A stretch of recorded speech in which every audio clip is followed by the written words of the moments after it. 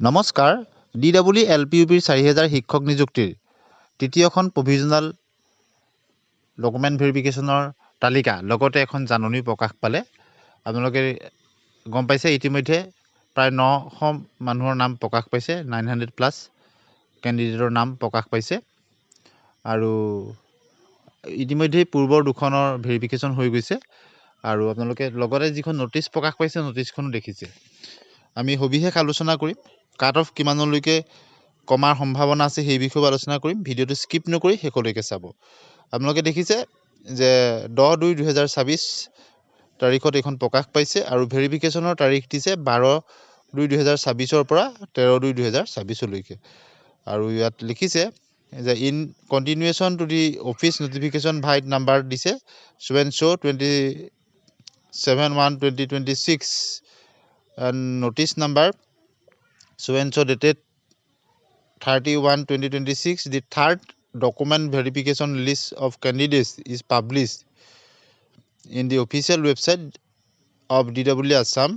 Official website প্ৰকাশ পাইছে against the advertisement date আপোনালোকে দেখিছে আৰু তাৰ ভেৰিফিকেশ্যনৰ তাৰিখটো ইতিমধ্যে আপোনালোকক অৱগত হৈছে। লগতে ইম্পৰ্টেণ্ট পইণ্টসমূহো উল্লেখ কৰি দিছে যিখিনি পূৰ্বৰ নটিচ কেইখনতো আছিলে।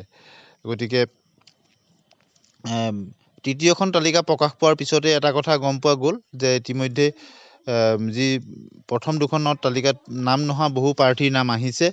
গতিকে পূৰ্বতে যি ভাবিছিলে যে কাট অফ যথেষ্ট হাই যাব বুলি, তথাপিতো কিন্তু এটা এভাৰেজ লেভেলত কাট অফ থকাৰ সম্ভাৱনা প্ৰবল হৈছে যিহেতু তৃতীয়খনলৈকে যিমানখিনি কেণ্ডিডেটছৰ নাম আহিছে। গতিকে আপোনালোকৰ কিমান নম্বৰলৈকে নাম আহিছে আপোনালোকে কমেণ্ট ছেকশ্যনত লিখিব আৰু কিমান পইণ্টতলৈকে অহা নাই। আৰু অৱশ্যে কাট অফসমূহ ডিষ্ট্ৰিক্ট অনুযায়ী কিছু পাৰ্থক্য দেখা যাব, সেইটো স্বাভাৱিক কথা আৰু ডিষ্ট্ৰিক্ট চিলেকশ্যনে এটা গুৰুত্বপূৰ্ণ ভূমিকা পালন কৰে। গতিকে যিসকল কেণ্ডিডেটৰ নাম আহিছে তেওঁলোকলৈ আমি শুভেচ্ছা জ্ঞাপন কৰিছোঁ।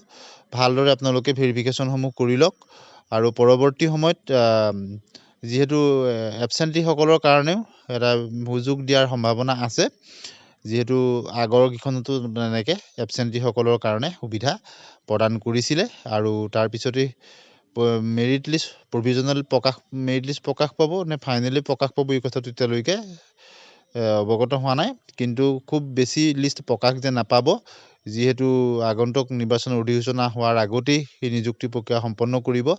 সকলোখিনি DWৰ ষ্ট্ৰেটেজিৰ ওপৰত নিৰ্ভৰ কৰিব। অৱশেষত বহু প্ৰতীক্ষাৰ অন্তত তৃতীয়খন প্ৰভিজনেল ডকুমেণ্ট ভেৰিফিকেশ্যনৰ নটিফিকেশ্যনৰ লগতে কেণ্ডিডেটৰ লিষ্ট আহিলে আপোনালোকে অফিচিয়েল ৱেবছাইটত আপোনালোকে নিশ্চয় পাইছে লিষ্টসমূহ আৰু কাৰ কিমান নম্বৰলৈকে আহিছে, কোন ডিষ্ট্ৰিক্টত কিমানলৈকে কমিছে LPUP আপোনালোকে নিশ্চয় অৱগত কৰিব। পৰৱৰ্তী সময়ত আমি অধিক বিশ্লেষণ আগবঢ়াম।